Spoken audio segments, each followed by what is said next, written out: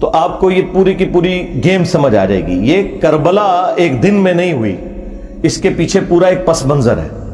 کس طرح نبی الاسلام کی وفات کے بعد آہستہ آہستہ معاملات اس لیول کے اوپر بگڑے کہ صرف 50 سال کے اندر اتنی بڑی تبدیلی آئی کہ انسانی تاریخ نے اتنا بھیانک منظر نہیں دیکھا تھا جو ہمیں کربلا میں دیکھنا پڑا, اور اس کی ہیٹ آج تک ہم محسوس کر رہے ہیں. یہ ایک دن کے اندر نہیں ہوا, معاملات آہستہ آہستہ بگڑتے چلے گئے. اہل سنت اور اہل تشیع کے اندر جو اہل علم علماء ہیں ان کے درمیان یہ چیز ایگریڈ اپون ہے. اہل سنت جو ہیں وہ سیدنا ابو بکر صدیق رضی اللہ تعالیٰ عنہ کو نبی الاسلام کا سکسیسر مانتے ہیں, اس اعتبار سے نہیں کہ نبی الاسلام نے انہیں اپنا کوئی وصی بنایا. نبی الاسلام نے اپنا وصی قرآن کو بنایا تھا. یہ ٹاپک الگ سے ہے, میری اس کے اوپر ویڈیو ہے. اس وجہ سے کہ صحابہ کرام نے چنا, اور 6 مہینے کے بعد جب سیدنا علی نے بھی بیعت کر لی, اہل تشیع کہتے ہیں کہ وہ امت کے وسیع تر مفاد کے اندر کی, اور اہل سنت کا موقف یہ ہے کہ نہیں, وہ جسٹیفائی تھی. بہرحال at the end of the day اس کے اوپر متفق ہے. اور پھر یہ 30 سال کے بعد جب خلافت ملوکیت میں بدلی ہے اور کس طریقے سے معاملات بگڑتے چلے گئے کہ اس کا اینڈ رزلٹ کربلا ہوئی, اس میں ہر ایک ٹاپک متقاضی ہے کہ میں اس کے اوپر گھنٹوں بول سکتا ہوں. لیکن اگر میں بولوں گا تو پھر تو یہ ساری کی ساری مجلس جو ہے یہ تو اگلی اتوار تک بھی نہیں ختم ہونی. اس لیے میں نے بس چند ایک باتیں آپ کے سامنے رکھی ہیں تاکہ آپ کا دماغ کھلے کہ ہم نے اس پلیٹ فارم کے ذریعے یہ حق کی آواز کیوں بلند کی ہے. اس لیے کہ یہ پلیٹ فارم غدیر خم کے اوپر کھڑا ہے. غدیر خم کے موقع پر نبی الاسلام نے قرآن اور اہل البیت دونوں چھوڑے تھے. اس لیے آپ دیکھتے ہیں کہ ہمارے پلیٹ فارم سے قرآن کی توحید کے اوپر 0 ٹالرنس ہے. اسی طریقے سے اہل البیت کے دفاع کے اوپر بھی 0 ٹالرنس ہے بالکل. اور جب لوگوں کے پاس جواب ختم ہو گئے ہیں تو لوگ اب قرآن و حدیث کی منکر ہونا شروع ہو گئے ہیں. وہ لوگ جو کل تک دوسرے لوگوں کو کہتے تھے کہ جب قرآن و حدیث میں یہ بات لکھی ہوئی ہے تو ہم کیوں نہ مانیں, کیوں نہ بیان کریں, آج ان کے فرقوں کے خلاف جب باتیں قرآن سے, بخاری سے, مسلم سے نکلی ہیں تو منہ چھپاتے پھر رہے ہیں. اب اس غم کو تو ہم تو نہیں دور کر سکتے. یہ تو ہو نہیں سکتا کہ آپ بخاری اور مسلم سے رفع الیدین کی حدیثیں پیش کریں اور حدیث عمارہ آپ کے گلے میں پھنس جائے. ٹھیک ہے, آپ کے گلے میں تو پھنسے گی نا, ہمارے گلے میں کوئی چیز پھنسے نا تو اس کو نکالنے کے لیے یہ ہم نے 2812 رکھی ہوئی ہے. یہ میں نے اپنی بوٹل کے اوپر لکھ کے لگایا ہوا ہے 2812. تو یہ بخاری کی حدیث جو مسلم میں بھی موجود ہے, تقتلہ الفئۃ الباغیہ یدعوہم الی اللہ ویدعونہ الی النار. افسوس ہے عمار, تجھے ایک باغی جماعت قتل کرے گی, تو انہیں اللہ اور جنت کی طرف بلائے گا اور وہ جماعت تجھے جہنم کی طرف بلائے گی. اب یہ اتنے سخت الفاظ تھے اور ان کے لیے ہضم کرنے مشکل ہو گئے, کیونکہ انہیں فکر لگی کہ پھر لوگ ہم سے پوچھیں گے کہ کس رضی اللہ عنہ نے, کس رضی اللہ عنہ کو خوش کرنے کے لیے عمار رضی اللہ عنہ کو قتل کیا. تو انہوں نے بجائے مقتولین کے ساتھ کھڑے ہوتے یہ قاتلوں کے ناموں کے نعرے لگانا شروع ہو گئے, ان کے نام کی کانفرنسز کرنا شروع ہو گئے. تو کہتے ہیں جی یہ 5B ریسرچ پیپر کہاں سے آ گیا؟ سرکار جب آپ نعرے لگاؤ گے تو پھر 5B بھی آئے گا. ہاں یہ وہاں سے آیا ہے, یہ آپ نے خود اس کو دعوت دی ہے کہ یہ آئے میدان میں. مولانا مودودی رحمہ اللہ نے خلافت و ملوکیت ایبسولوٹلی نہیں لکھی تھی. اس زمانے میں محمود احمد عباسی ایک ناصبی تھا جس نے خلافت معاویہ اور یزید کتاب لکھی, ایک جھوٹی کتاب, حکمرانوں کی لکھوائی بھی تاریخ سے حوالے نقل کر کے, اور قرآن و حدیث کے خلاف وہ کتاب لکھی جس میں اس نے بنو امیہ کو اونچا کیا اور اہل البیت کو نیچے. تو اس کے جواب میں مولانا مودودی نے خلافت و ملوکیت لکھی تھی. وہ تو جواب دے رہے تھے. میں نے بھی 2009 کے اندر جب ڈاکٹر ذاکر نائک نے یزید کو رضی اللہ عنہ کہہ دیا, may Allah please with him. As far as your understanding about the wall of Karbala, you said that Yazid, may Allah be pleased with him, Yazid, may Allah be pleased with him, Yazid, may Allah be pleased with him, that he was ferocious and he was a villain, etc. There's difference of opinion. We're not here to discuss about history, and neither do I want to get a difference in the Muslim Ummah. What we say, there's a difference of opinion between the Sahaba. That is history. تو بجائے اس کے کہ اس کا رد ہوتا، چند ایک علماء نے کیا، لیکن اوورال ہنگامہ نہیں کھڑا کیا جس طرح میرے خلاف انہوں نے ہنگامہ کھڑا کیا ہوا ہے۔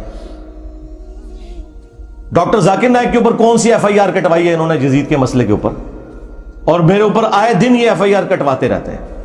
اصل میں تو بنو امیہ کی محبت انہیں اس کے اوپر ابھارتی ہے نا، پیچھے تو مسئلہ وہی ہے، اور کبھی ٹرینڈ چلانے کی کوشش کرتے ہیں اور جھوٹے الزامات لگاتے ہیں۔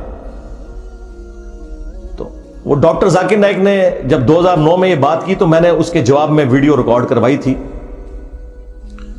اور حسینیت اور یزیدیت کا تحقیقی جائزہ، اور پھر آہستہ آہستہ جب معاملات مزید بڑھنا شروع ہوئے تو پھر مجھ پہ بھی مزید حقائق کھلتے چلے گئے، میں ساتھ ساتھ لوگوں کو ایجوکیٹ کرتا رہا۔ الٹیمیٹلی میں نے یہ ریسرچ پیپر 5B لکھا، اور اس 5B ریسرچ پیپر میں سیدنا عمر فاروق رضی اللہ تعالیٰ عنہ کی شہادت سے لے کر سیدنا حسین ابن علی رضی اللہ تعالیٰ عنہ علیہ السلام کی شہادت تک پوری اسلامک ہسٹری حدیث سے ہے۔ 200 سے زیادہ حدیثیں ہیں، اکثر بخاری اور مسلم سے ہیں، اور جو بخاری اور مسلم کے علاوہ ہیں ان پہ دور حاضر کے بڑے بڑے محققین کی میں نے تحکیم لگائی ہے۔ شیخ البانی رحمہ اللہ کی، شیخ زبیل زئی رحمہ اللہ کی، شیخ شعیب ارناؤت کی، اور باقی بڑے بڑے محدثین کی تحکیم لگی ہے۔ اس 5B ریسرچ پیپر میں کوئی ایک حدیث بھی ایسی نہیں ہے کہ جس کے اوپر صحت کا حکم نہ لگا ہوا ہو۔ ہاں یہ ہو سکتا ہے کہ بعض محدثین کے نزدیک وہ روایت ضعیف ہو تو بعض دوسرے اسے صحیح سمجھتے ہوں، یہ نہیں ہو سکتا کہ سب کے نزدیک کوئی روایت کمزور تھی اور میں نے وہ نکال دی۔ اگرچہ میرے نزدیک کوئی روایت کمزور بھی تھی، اور اگر اسے امام ترمذی نے، امام حاکم نے، امام ذہبی نے ٹھیک کہا ہوا تو میں نے لیا، کیونکہ وہ بڑے ائمہ ہیں، اور پھر ہمارے مخالفین وہ ہیں جو ہم سے زیادہ انہیں سمجھتے ہیں، بلکہ ہمیں تو وہ کچھ سمجھتے ہی نہیں ہیں، تو پھر ہم انہیں ان کے گھر کی خبر نہ دیں کہ تمہارے اپنے اصول کے اوپر تو یہ روایتیں درست تھی نا، انہیں مانو۔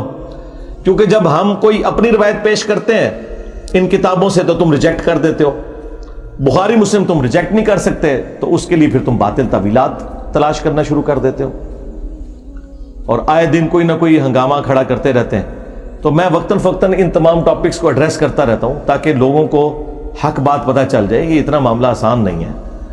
اب یہ پورا ایک ٹاپک ہے کس طریقے سے یہ سارے کے سارے معاملات خلفائے راشدین کے بعد سیدنا علی کے دور میں جنگ جمل، صفین، نہروان، اور اس سے بھی پہلے حضرت عثمان کیوں شہید ہوئے۔ آپ کو تو کہانی کروائی نا انہوں نے کہ جی وہ عبداللہ ابن سبا نے یہ سارا معاملہ خراب کیا تھا، بالکل جھوٹ بولا۔ ایک شخصیت جو حضرت علی کے دور میں سامنے آیا، جسے حضرت علی نے خود قتل کروایا، اس کو پکڑ کے انہوں نے شہادت عثمان کے چکر میں ڈال دیا تاکہ بنو امیہ کو چھپا لیں کہ بنو امیہ کے گورنروں کی وجہ سے حضرت عثمان غنی رضی اللہ تعالیٰ عنہ کے خلاف ان کی رعایا ہو گئی تھی، اور الٹیمیٹلی اس کا انجام ان کی شہادت ہوا۔ اور یہ وہ باتیں ہیں جو بخاری مسلم میں لکھی ہوئی ہیں، میں نے اپنے ریسرچ پیپر میں ساری احادیث وہ جمع کی ہیں، تاریخی روایتیں نہیں، حدیثیں۔ اس کے اوپر پردہ ڈالنے کے لیے انہوں نے باقی معاملات جو ہے نا وہ نئے اجاگر کرنا شروع کر دیے۔ اللہ کے بندو، یہ تو اتنا خطرناک معاملہ تھا کہ یہ معاملہ اس لیول کے اوپر بگڑا ہے کہ صرف بخاری مسلم سے اگر حدیثیں میں آپ کے سامنے رکھوں تو آپ کانوں کو ہاتھ لگائیں گے۔ صحیح بخاری میں 4108 نمبر حدیث ہے، 4108۔ تحکیم کے بعد جب ایک معاہدہ فائنل ہونے جا رہا تھا اور نہیں ہو سکا سیدنا علی اور حضرت معاویہ کے درمیان، اس کے بعد جب حضرت معاویہ مدینہ شریف آئے تو انہوں نے وہاں ایک خطبہ دیا۔ بخاری کے الفاظ ہیں کہ حضرت حفصہ جو تھی، سیدہ حفصہ، حضرت عمر کی بیٹی اور عبداللہ ابن عمر کی بہن اور ام المومنین بھی، انہوں نے اپنے بھائی عبداللہ بن عمر سے کہا کہ جاؤ، حضرت معاویہ آئے ہیں تو وہ خطبہ دے رہے ہیں، تمہاری غیر موجودگی کو کہیں فتنہ نہ شمار کر لیا جائے، تو تم جا کے ان کی تقریر سنو، کیونکہ اس وقت پولیٹیکل اختلافات تو چل رہے تھے۔ تو عبداللہ بن عمر پھر وہ مجبوراً چلے گئے، وہاں پہ حضرت معاویہ نے تقریر کرتے ہوئے کہا کہ تم میں جو اس امر خلافت کے اندر خواہش رکھتا ہے نا، وہ اپنا سینگ اٹھائے، میں اس کے باپ سے بھی زیادہ خلافت کا حقدار ہوں، نعوذ باللہ۔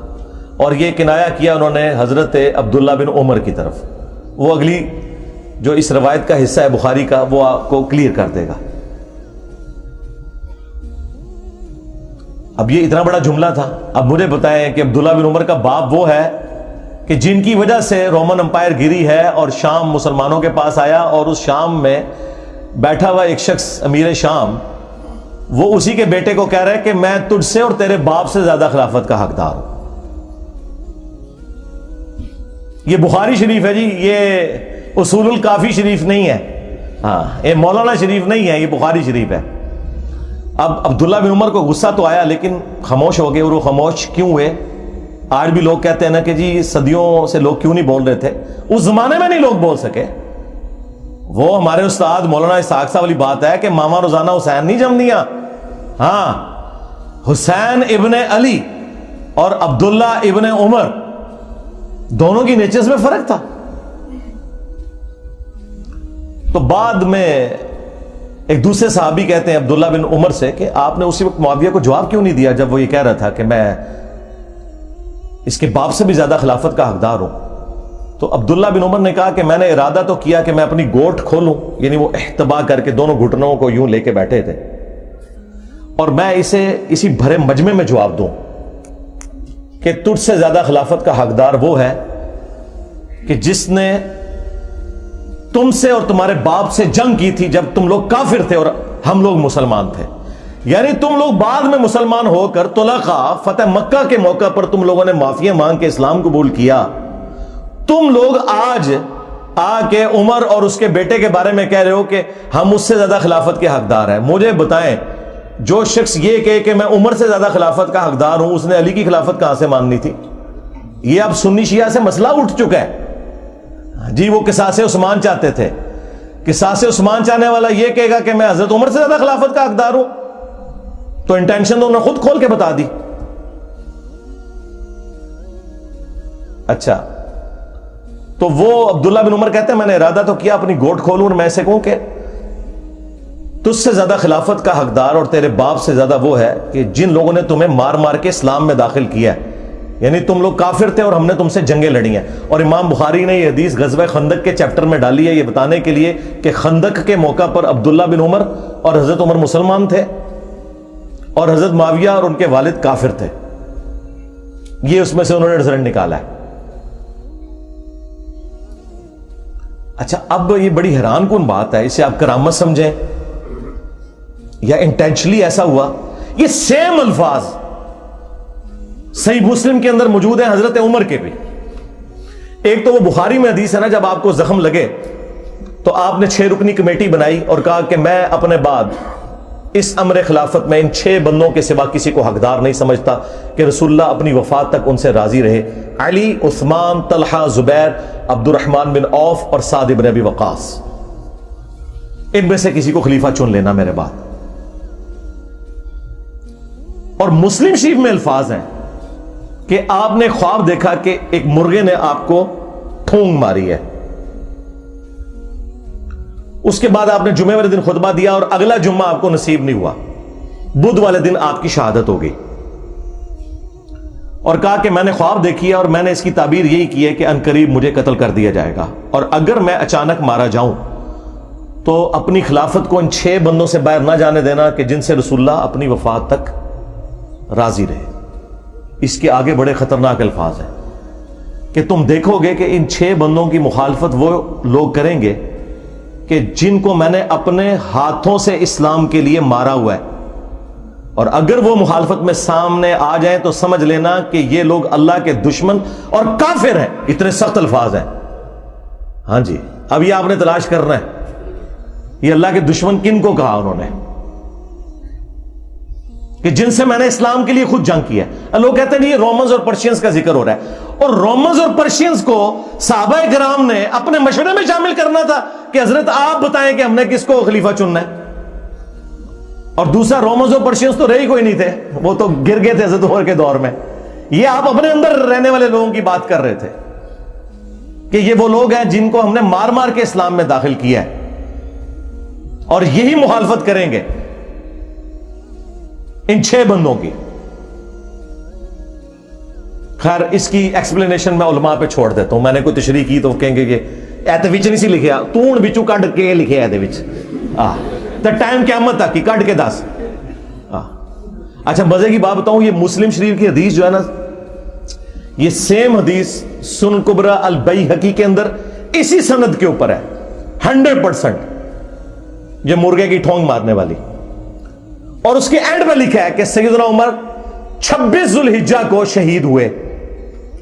مسلم شریف کی سند کے اوپر مسلم والی حدیث جو سنن کبریٰ البیہقی میں تھی, اس میں اینڈ پہ الفاظ یہ ہیں, باقی ساری حدیث سیم ہے کہ 26 ذوالحجہ کو شہادت ہوئی بدھ والے دن حضرت عمر فاروق رضی اللہ تعالیٰ عنہ کی.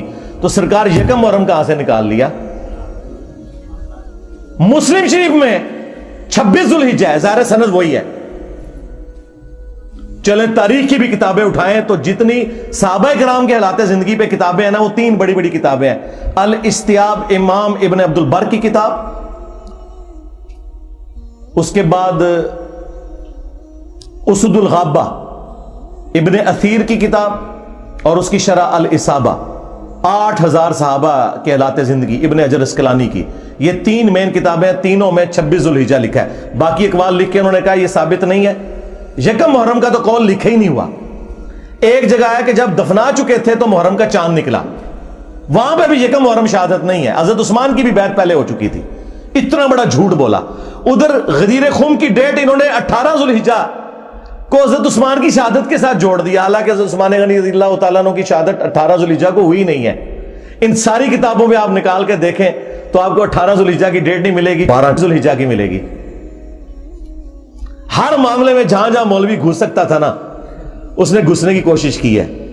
اور میں نے الحمدللہ مسلم شریف سے مولانا شریف کو باہر نکالا ہے. جیسے وہ جب تک آپ کتے کو باہر نہیں نا نکالتے کنویں سے, تو ڈول نکالنے سے وہ پاک نہیں ہوتا.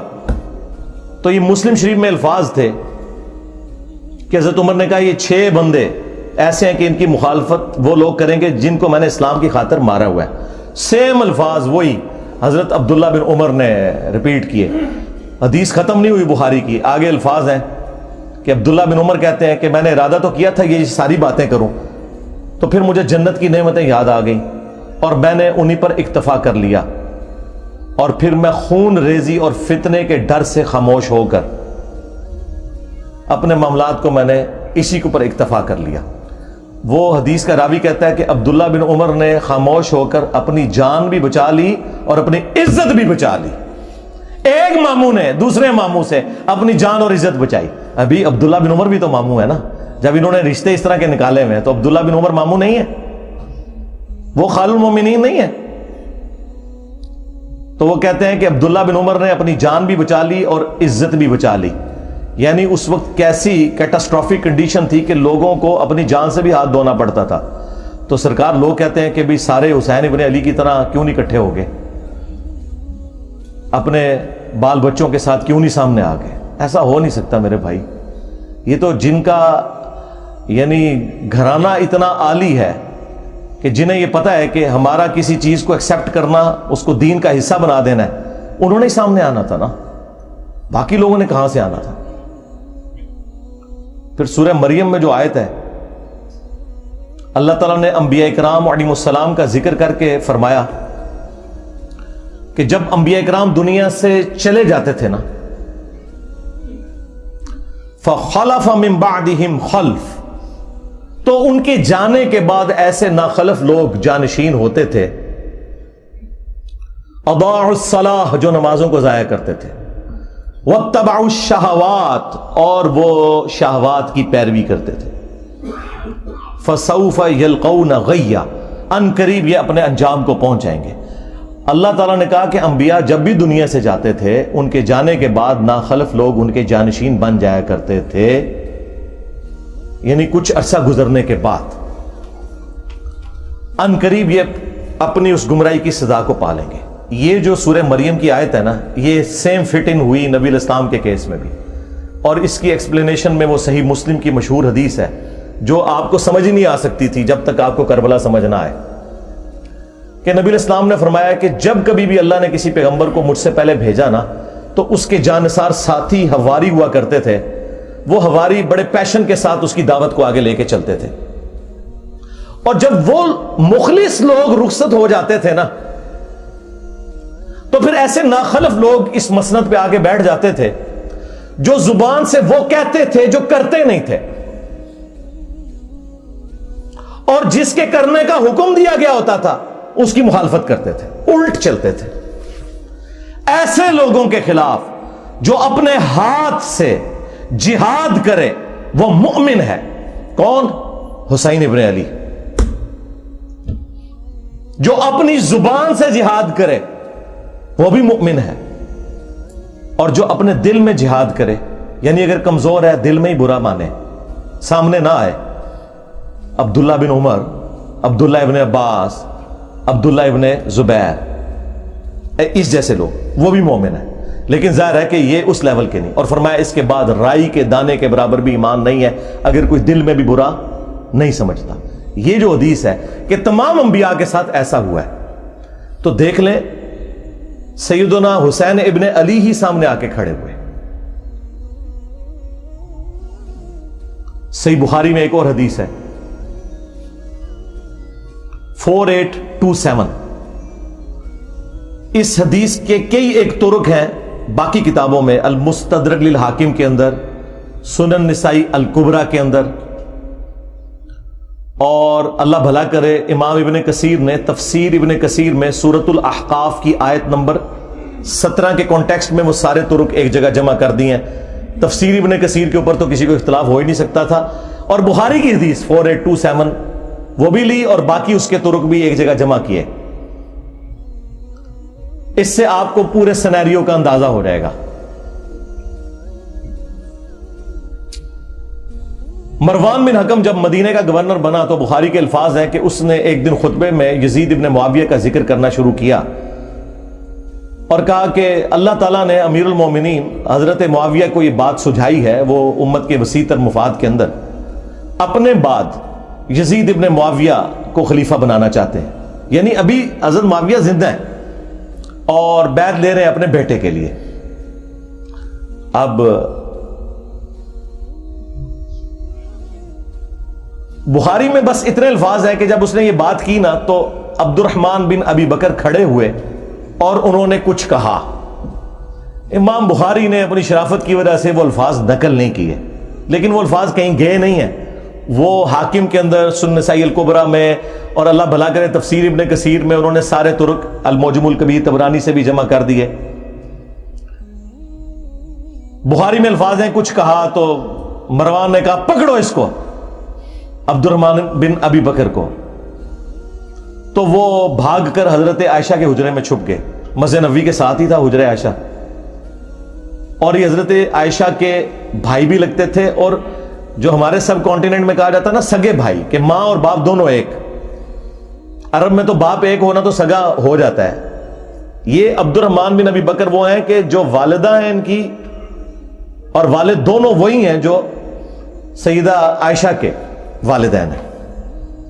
اب اس کو غصہ تو تھا لیکن اندر تو نہیں جا سکتا تھا، تو باہر سے اس نے کہا کہ ابو بکر کے بیٹے تیرے بارے میں ہی قرآن میں آیت نازل ہوئی ہے نا، وہ ایک کافر والی آیت لگا دی پکڑ کے، توبہ توبہ۔ یہ ہیں آل امیہ کی چاکری کرنے والے لوگ، کہ تیرے بارے میں آیت نازل ہوئی تھی نا کہ یہ کہتا ہے کہ اپنے ماں باپ کو کہتا ہے کہ تم لوگ جو مجھے یہ کہتے ہو کہ مرنے کے بعد دوبارہ زندہ کیا جاؤں گا، تو یہ اگلے لوگوں کی کہانی ہے، یہ قرآن کو جو اگلے لوگوں کی کہانیاں کہتا تھا نا ابو بکر کے بیٹے تو ہے وہ۔ اب حضرت عائشہ کو بڑا غصہ آیا، انہوں نے اندر سے جواب دیا اس کو خاموش ہو جا، آل ابی بکر کے بارے میں کوئی اور آیات نازل نہیں ہوئی جو میری برات میں نازل ہوئی تھی سورہ نور کی۔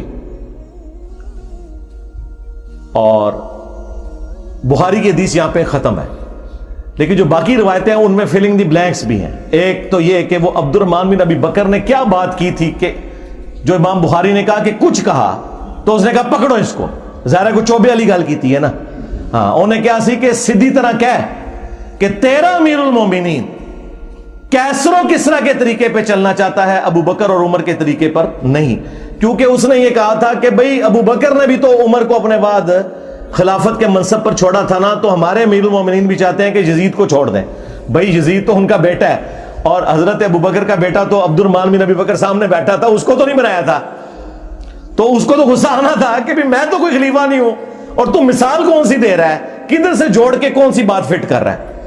तो उनका सीधी तरह क्या, कैसरो किसरा के तरीके पे चल रहे हो। रोमन्स और पर्शियंस वो बादशाह अपने बेटों को नामजद किए करते थे, अब ये बात उसको लग गई, उनका पकड़ो इन्हों।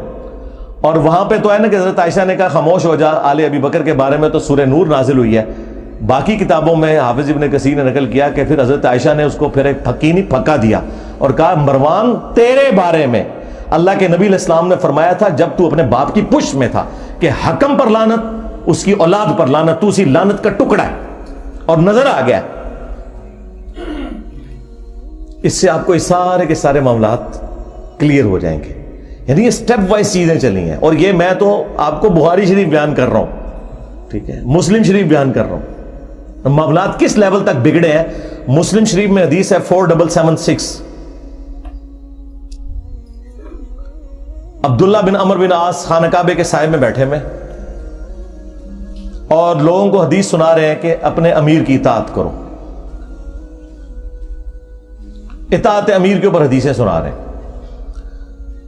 एक ताबी अब्दुर्रहमान बिन अब्द रब्ब काबा काबे के सेन में दाखिल होता है, और वो जब उनकी गुफ्तगू सुनता है तो कहता है कि हजरत ये हदीस आपने खुद नबी इस्लाम से सुनी थी कि हुक्मरानों की इताअत करनी है। उनका हाँ, मेरे कानों ने सुना, मेरी आंखों ने नबी इस्लाम को देखा, मेरे दिल ने आपकी बात याद की। आगे तो उसने ऐसी बात कर दी कि वो एक्सपेक्ट नहीं कर रहे थे। उन्होंने कहा आप तो हमें कह रहे हैं कि अमीर की इताअत करो, और आपके चचा का लड़का मुआविया इब्न अबी सुफियान जो हमारा हुक्मरान है, वो तो हमें हुक्म देता है कि हम लोगों को नाहक कत्ल करें और हराम तरीके से उनका माल हड़प करें, जबकि कुरान में अल्लाह ताला फरमाता है सूरह अन-निसा की आयत नंबर 29 ताबी ने कोट कर दी कि एक दूसरे का माल नाहक तरीके से हड़प मत करो और एक दूसरे को कत्ल ना करो। अब आप हमें बताएं कि हम अल्लाह की बात माने या अपने हुक्मरान की बात माने, मुआविया बिन अबी सुफियान की।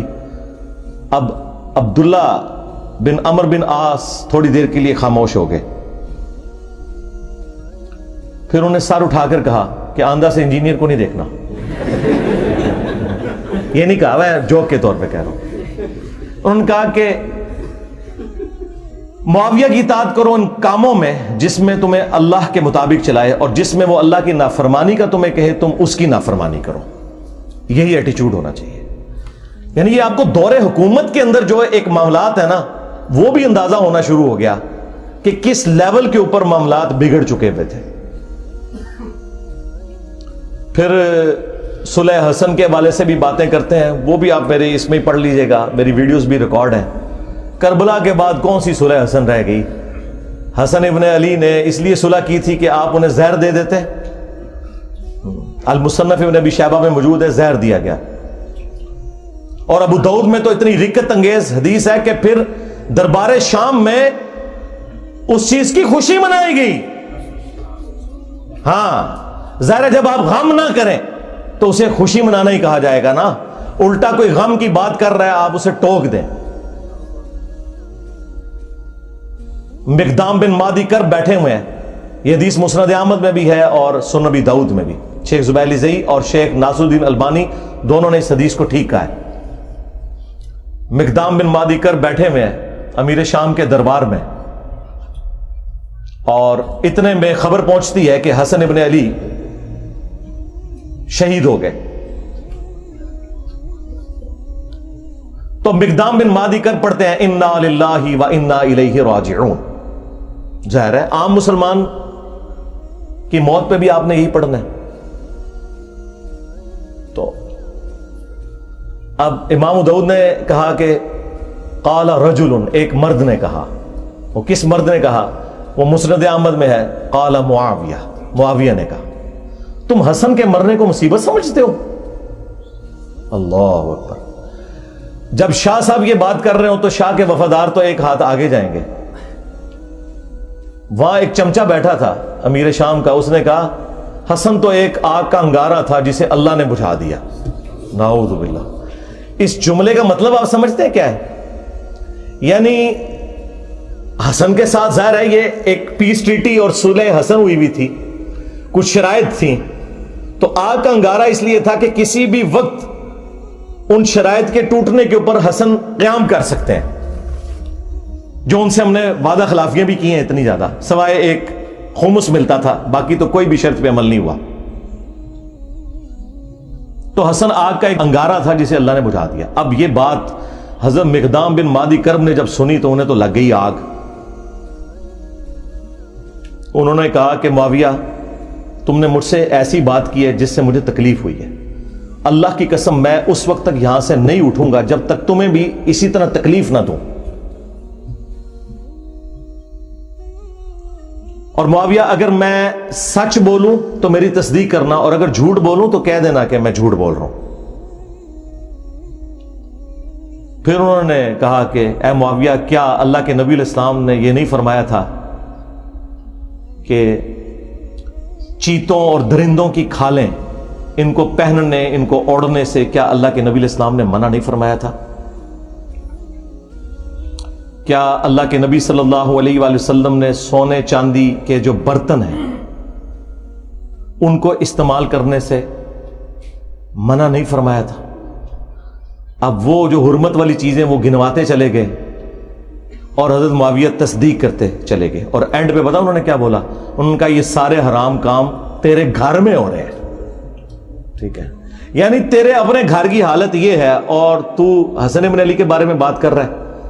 اور پھر انہوں نے ایک جملہ بولا کہ میں حسن کی موت کو مصیبت کیوں نہ جانوں کہ اللہ کے نبی علیہ السلام اپنے زانوں پر ایک طرف حسن ابن علی کو بٹھاتے تھے, دوسری طرف حسین ابن علی کو, اور کہتے تھے حسن مجھ سے ہے حسین علی سے ہے. اب یہ ساری کی ساری عزت افزائی انورٹڈ کاماز میں جب کروائی میرے شام نے, تو انہوں نے کہا مقدام مجھے پتا تھا میں باتوں میں تم سے نہیں جیت سکتا. اور پھر انہوں نے کہا کہ لاؤ مال و دولت مقدام کو بھی دو, ان کے ساتھیوں کو بھی دو. تو مقدام کو جو انہوں نے گفٹ دیے وہ وہی انہوں نے غریب لوگوں میں ادھر ہی تقسیم کر دیے. بعد میں پھر امیر شام نے پوچھا کہ وہ گفٹس کا کیا بنا, تو انہوں نے کہا کہ مقدام نے تو سب کچھ یہیں پہ تقسیم کر دیا. تو انہوں نے پھر ان کی تعریف کی کہ ہاں مقدام تو پھر مقدام ہے نا.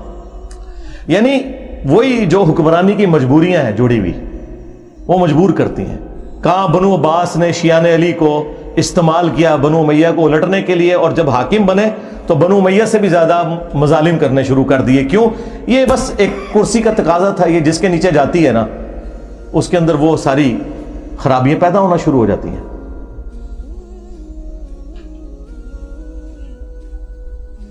اور ادھر مجھے کریٹیکل ایک بات یاد آ گئی. اکثر آپ لوگ سنتے ہوں گے کہ جی وہ انجینئر صاحب خواہ مخواہ الزامات لگاتے ہیں کہ بنو امیہ کے ممبروں سے سب و شتم ہوتا تھا. میں نے تو کافی ان کو روایتیں دکھائی ہیں, اس میں بھی کافی ساری, میری ویڈیو بھی ریکارڈ ہے. ایک مسلم کی حدیث جو بخاری میں بھی موجود ہے وہ سارے کے سارے پول کو کھول دیتی ہے ان کی.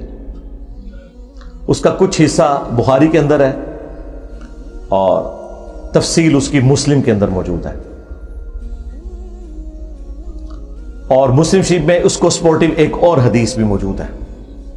اسی کے اوپر میرا خیال ہے میں اکتفا کرتا ہوں. میں نے تو کہا تھا کہ میں نے برکت حاضری لگوانی ہے نا اس موقع کے اوپر, تو وہ لگوا لوں. آپ کو پتا ہے کہ تقی عثمانی صاحب نے امیر شام کے دفاع کے اوپر ایک جھوٹی کتاب لکھی ہے اپنے زوم میں مودودی صاحب کے رد پہ, اور اس میں انہوں نے عجیب و غریب باتیں لکھی. ان میں سے ایک یہ لکھی کہ یہ حضرت علی پہ سب و شتم کرنا کوئی ثابت نہیں. ایک روایت بخاری میں ملتی ہے اس میں بھی سب کا لفظ ہے اور سب کا مطلب تنقید ہوتا ہے, اور یہ جملہ انہوں نے ساری دیوبندی عوام کو رٹوا دیا. بھائی اگر یہ تو انہوں نے جان بوجھ کے کیا ہے تو پھر تو منافقت کی ہے. یہ تو بہت بڑا حکم ہے, ہم نہیں لگاتے, ہم یہ کہتے ہیں کہ انہیں پتہ نہیں ہوگا, یعنی وہ اس ٹاپک پہ جاہل تھے. تو یہی تو ہم کہہ رہے ہیں کہ علماء جاہل ہیں. ہاں, کیونکہ اگر جاہل نہیں مانیں گے پھر منافق ماننا پڑے گا کہ اگر پتا تھا تو جان بوجھ کے ایسا جھوٹ کیوں بولا. یہ سیم حدیث مسلم کے اندر موجود تھی کہ آل مروان میں سے ایک بندہ مدینے کا گورنر بنا اور اس نے شیعان علی میں سے سہل ابن سعد الساعدی کو بلایا منبر پر اور کہا کہ آپ حضرت علی رضی اللہ تعالیٰ عنہ کے اوپر سب کرو، اور جب انہوں نے انکار کیا تو کہا کہ چلو تم یوں کہہ لو لعن اللہ ابا تراب، نعوذ باللہ، ابو تراب پر لعنت ہو، نعوذ باللہ۔ یہ بنو امیہ ابو تراب نام کو نا حقارت کے طور پر، مٹی والا۔ تو حضرت سہل ابن سعد نے کہا لگایا، انہوں نے کہا کہ علی تو اس نام سے بڑے خوش ہوتے تھے، یہ تو نبی علیہ السلام نے ان کی کنیت ابو تراب رکھی ہوئی تھی۔ تو وہاں پہ الفاظ ہے لعن اللہ ابا تراب، یعنی ابو تراب کہنا اور لعنت کے ساتھ۔ یہ کہتے ہیں سب کا مطلب تنقید ہے، تو امام مسلم نے سب کا ترجمہ خود کر دیا ہوا ہے، یہ بتا کے یہ لعن اللہ ابا تراب کہتے تھے۔ اب تک عثمانی صاحب نے اگر جان بوجھ کے یہ روایت چھپائی ہے مسلم کی 6229 تو منافقت کی ہے، لیکن یہ بہت بڑا شرعی حکم ہے۔ ہم اس نے ظن رکھتے ہیں کہ ان بیچاروں کو پتہ ہی کچھ نہیں، جس طرح ان کے بڑوں کو کچھ نہیں پتا تھا۔ اب آ جائیں وہ حدیث 6220، امیر شام کے دربار میں حضرت سعد ابن ابی وقاص کو امیر شام کہتے ہیں کہ تجھے کون سی چیز روکتی ہے؟ الفاظ ہے امر معاویہ، معاویہ نے حکم دیا، تو سعد ابن ابی وقاص نے کہا کہ میں کبھی بھی علی کے اوپر سب یعنی کہ لعنت نہیں کروں گا، کیونکہ دوسری حدیث میں لعنت کے الفاظ موجود ہیں۔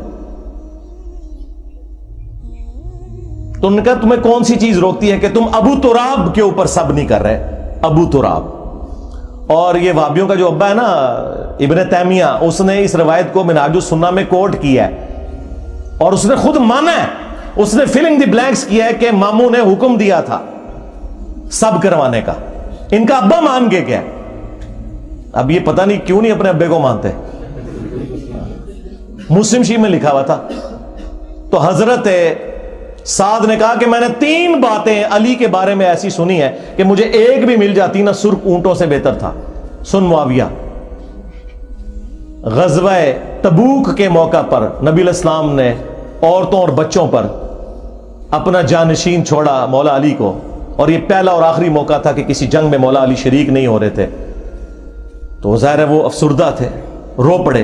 نبی علیہ السلام نے ان کی دلجوئی کے لیے فرمایا کہ اے علی، کیا تو اس بات پہ راضی نہیں کہ تیری میرے ساتھ وہی نسبت ہے جو ہارون کی موسیٰ کے ساتھ، مگر میرے بعد کوئی نبی نہیں؟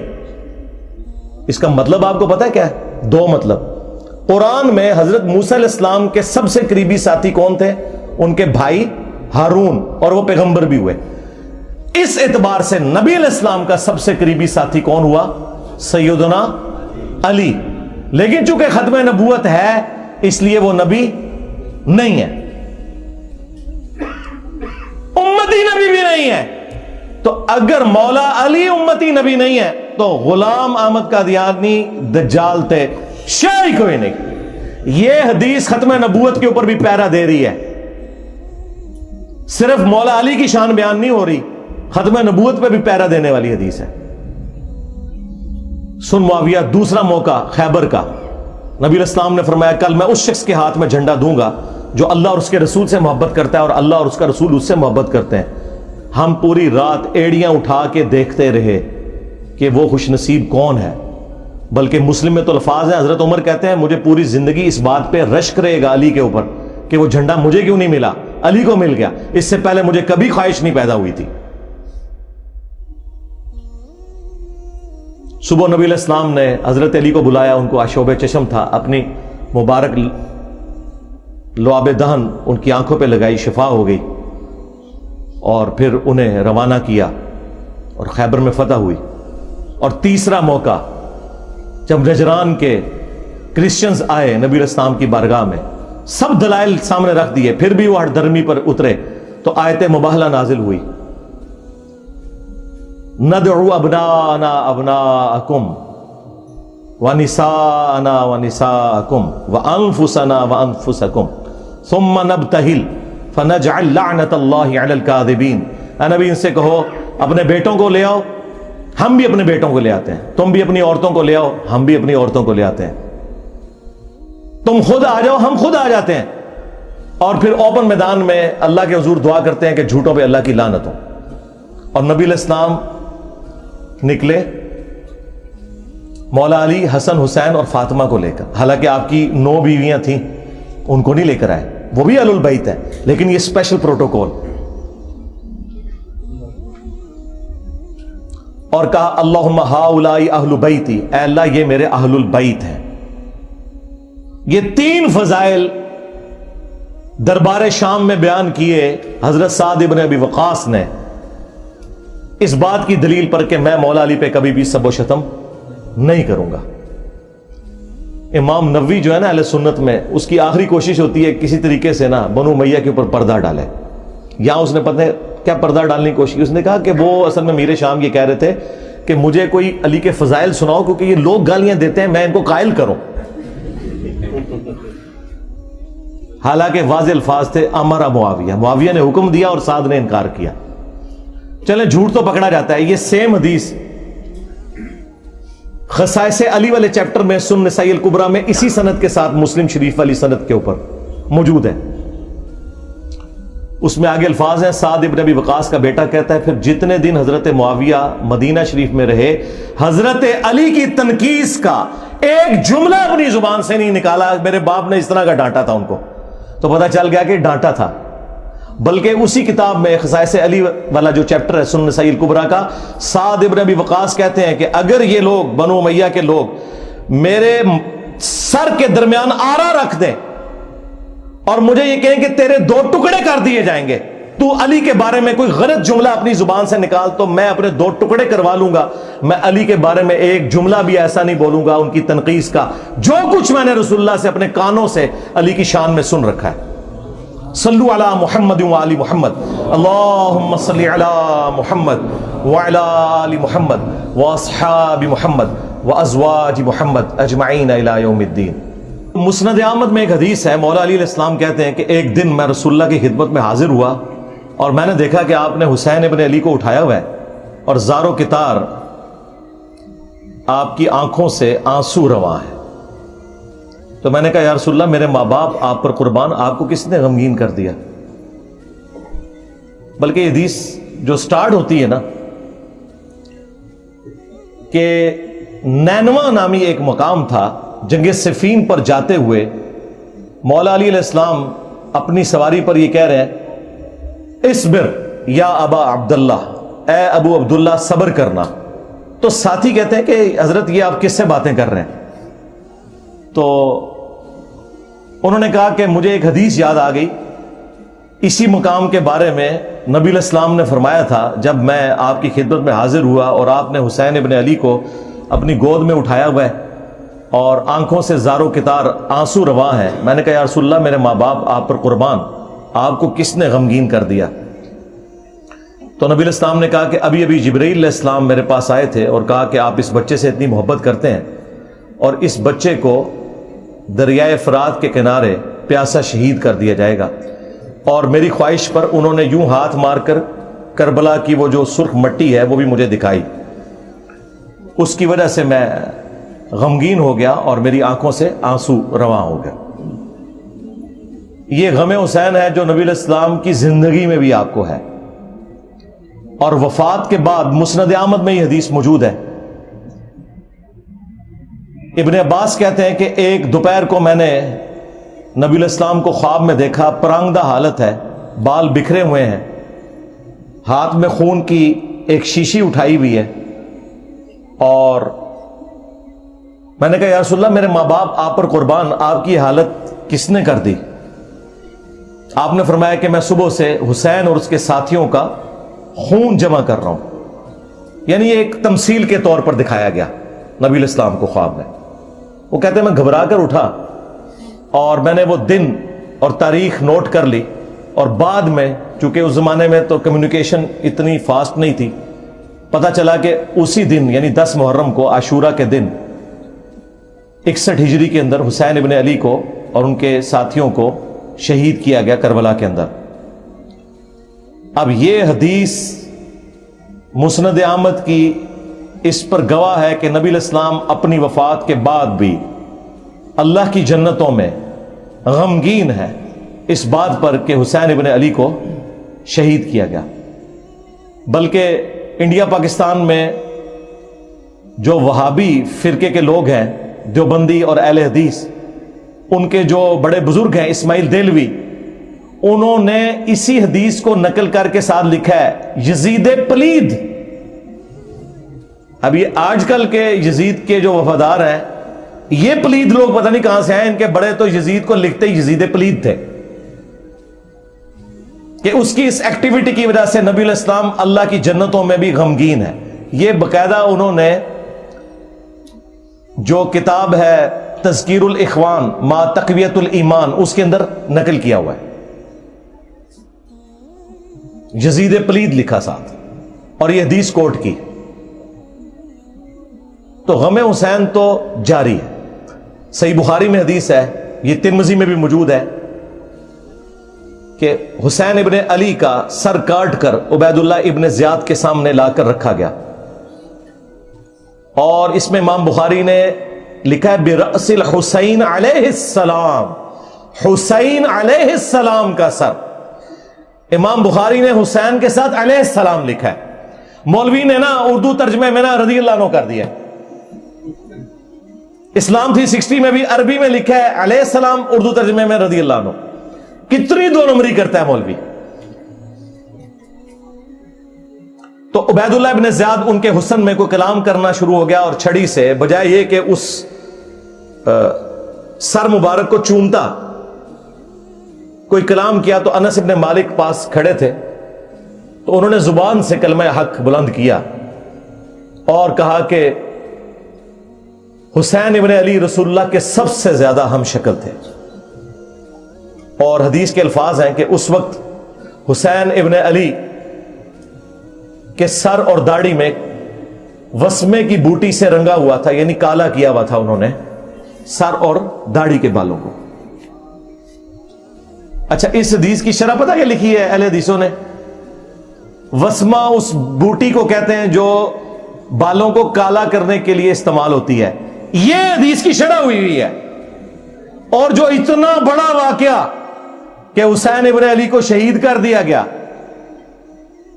ان کا سر کاٹ کے پیش کیا گیا گورنر یزید عبید اللہ ابن زیاد کے سامنے، وہ اناٹینڈڈ چھوڑ دیا، یعنی اونٹ نگل لیتے ہیں، یہ مچھر چھانتے پھرتے ہیں۔ ہمیں تو قرآن میں اللہ تعالیٰ نے حکم دیا تھا قُلْ لَا أَسْأَلُكُمْ عَلَيْهِ أَجْرًا إِلَّا الْمَوَدَّةَ فِي الْقُرْبَةِ، اے نبی ان سے فرماؤ کہ میں اس دعوت و تبلیغ کے بدلے میں تم سے کچھ نہیں ڈیمانڈ کرتا، ہاں جو میری قرابت داری ہے اس کا تو لحاظ رکھو۔ اچھا، اس آیت کی شرح دو طریقے سے ہوئی ہے۔ ابن عباس اس کی شرح یوں کرتے ہیں کہ نبی علیہ السلام، جو بخاری میں موجود ہے، کہ نبی صلی اللہ علیہ وآلہ وسلم کے جو رشتہ دار تھے، جو دوسرے قبیلے کے لوگ تھے، انہیں اس حوالے سے کہا گیا کہ تم اپنی قرابت داری کا تو لحاظ رکھو، تم تو اتنے مہمان نواز ہو، تو یہ تو تمہارے اپنے قبیلے سے ہیں۔ اور ایک تشریح اس کی یہ کی گئی کہ نبی علیہ السلام کی دعوت و تبلیغ کے عوض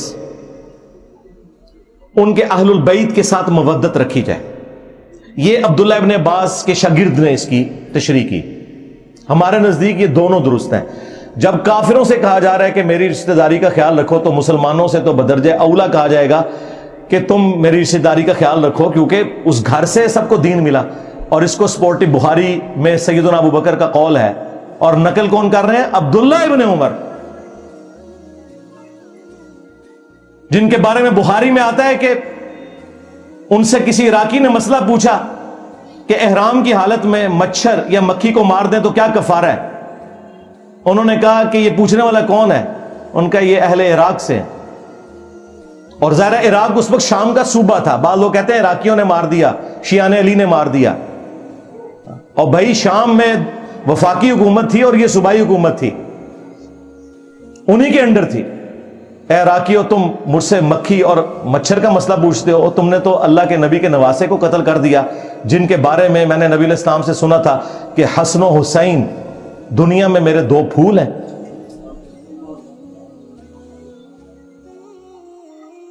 تو حضرت ابوبکر صدیق کا قول ہے بخاری میں، عبداللہ بن عمر کہتے ہیں کہ حضرت ابوبکر فرمایا کرتے تھے محمد کے قرب کو اہل بیت محمد کے قرب میں تلاش کرو۔ اب مجھے بتائیں، جو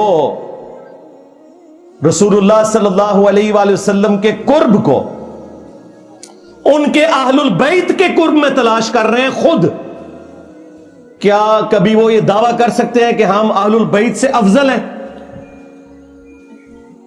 اللاجیکل بات ہے یہ کہنا کہ جی بخاری میں موجود ہے، ابو داؤد میں بھی، کہ عبداللہ بن عمر کہتے ہیں کہ ہم نبی الاسلام کے زمانے میں افضلیت دیتے تھے حضرت ابوبکر کو، عمر کو اور عثمان کو، اس کے بعد افضلیت نہیں دیتے تھے. تو بھائی یہ لوگوں میں فضیلت کی بات ہے. اہل البیت بالکل الگ ہے، جن کے گھر سے دین ملا. دوسرے اصحاب نبی کے گھر والوں کے بارے میں یہ سوچ سکتے ہیں کہ جس گھر سے ہمیں دین مل رہا ہے ہم ان سے بہتر ہو جائیں گے؟ Not at all, never. جب لوگوں میں افضلیت کی بات ہو رہی ہے تو وہ ادر دین اہل البیت ہے علیہم السلام اجمعین. اور پھر المستدرک للحاکم میں حدیث موجود ہے، نبی علیہ السلام نے فرمایا اگر کوئی شخص پوری زندگی حجر اسود اور مقام ابراہیم کے درمیان نمازیں پڑھتا رہے اور روزے رکھتا رہے، اسی حالت میں مرے نیکوکاری میں، لیکن ہم اہل البیت کا بغض اس کے دل میں ہوا، تو اللہ تعالیٰ اسے ضرور جہنم کی آگ میں داخل کرے گا. وَلِعَوْذُ بِاللَّهِ تعالیٰ. یہ کہتے ہیں جی کربلا کیوں ڈسکس کرتے ہیں جی؟ کیا آخرت میں پوچھا جائے گا؟ جی پوچھا جائے گا.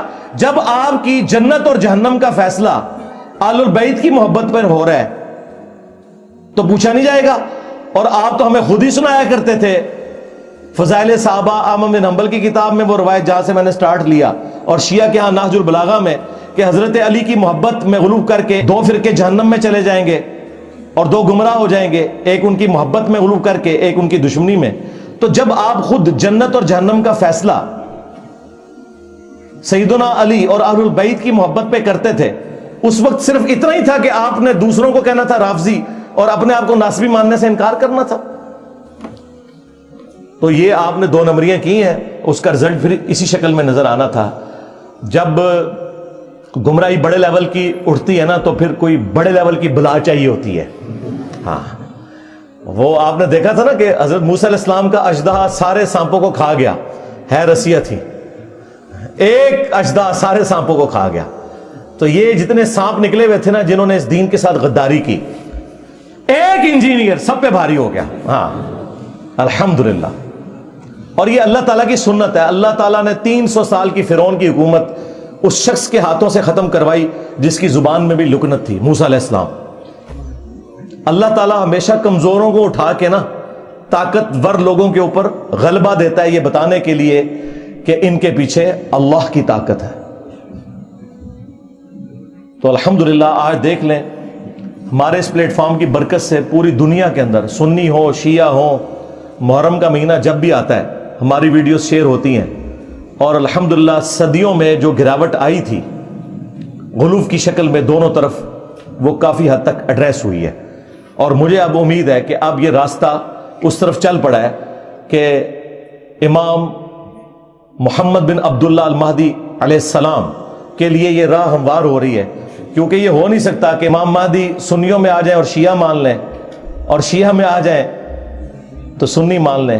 اس کے لیے ضروری تھا کہ سنی شیعہ کی تفریق سے بالا تر ہو کر لوگ اپنے ڈفرینسز ضرور رکھیں، لیکن الٹیمیٹلی اس بنیاد کے اوپر قتل و غارت نہ کریں، اور اہل البیت جو کہ کامن ہستی ہیں ان کے ساتھ اپنا جو عقیدت والا معاملہ ہے وہ تو اپنی جگہ رکھیں. المعجم الکبیر طبرانی کے اندر صحیح سند سے ابراہیم نخعی کا قول موجود ہے، جو بخاری اور مسلم کی احادیث کے راوی ہیں. 50 ہجری میں پیدا ہوئے اور 96 ہجری میں فوت ہوئے. کربلا جب ہوئی ان کی عمر 11 سال تھی. تو وہ ناسبیوں کو سمجھانے کے لیے اکثر فرمایا کرتے تھے کہ بالفرض اگر میں قاتلین حسین میں شامل ہوتا اور قیامت کے دن اللہ تعالیٰ مجھے معاف بھی کر دیتا اور میں جنت میں بھی پہنچ جاتا، تب بھی میں رسول اللہ کا سامنا جنت میں نہیں کر سکتا تھا کہ کہیں حضور مجھ سے پوچھ ہی نہ لے کہ تو دنیا میں میرے حسین کے قاتلین میں شامل تھا.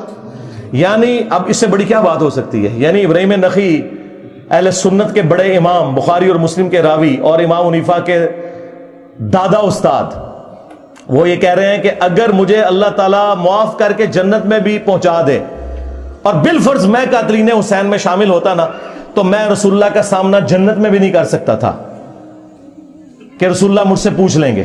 یہ وہی بات ہے جو میں نے شروع میں عرض کی تھی کہ واشی کو نبی الاسلام نے قتل حمزہ کے 5 سال کے بعد فتح مکہ کے موقع پر فرمایا کہ تیرا ایمان تو قبول ہے لیکن اپنی شکل نہیں مجھے دکھانی کیونکہ مجھے چچا یاد آتا ہے. اور چچا کی محبت اور اولاد کی محبت کتنا فرق ہے. اب مجھے بتائیں جو قاتلین حسین کا دفاع کرتے ہیں، قاتلین حسین کو اونچا کرتے ہیں، اہل البیت کو نیچا کرتے ہیں، یہ لوگ کس منہ سے رسول اللہ صلی اللہ علیہ وآلہ وسلم کا قیامت کے دن سامنا کریں گے؟ یہ سوچنے کی بات ہے. بس آج کے اس محرم کی مجلس میں 4 محرم الحرام 1445 ہجری بمطابق 23 جولائی 2023 کا یہی میسج ہے کہ ہم نہ رافضی ہیں نہ ناصبی ہیں، بلکہ ہم اہل البیت سے محبت کرنے والے ہیں. اللہ تعالیٰ قیامت والے دن ہمیں اپنے محبوب صلی اللہ علیہ وآلہ وسلم، ان کے اہل البیت، ان کے جانثار خلفائے راشدین اور صحابہ کرام کا ساتھ نصیب فرمائے، ان کے ساتھ محشور فرمائے. اور اللہ تعالیٰ امت محمدیہ صلی اللہ علیہ وآلہ وسلم کے اندر جو یہ فرقہ واریت اس عروج کے اوپر ہے، اسے توڑ کر امت کو رسول اللہ صلی اللہ علیہ وآلہ وسلم کی مبارک ذات کے ساتھ جوڑے، اور تاکہ امام محمد بن عبداللہ المہدی رضی اللہ تعالیٰ عنہ علیہ السلام کو ویلکم کرنے کے لیے یہ امت تیار ہو سکے. صلو علی محمد و آل محمد، اللہم صلی علی محمد وعلی آل محمد و اصحاب محمد و ازواج محمد و امت محمد اجمعین الی یوم الدین. آمین.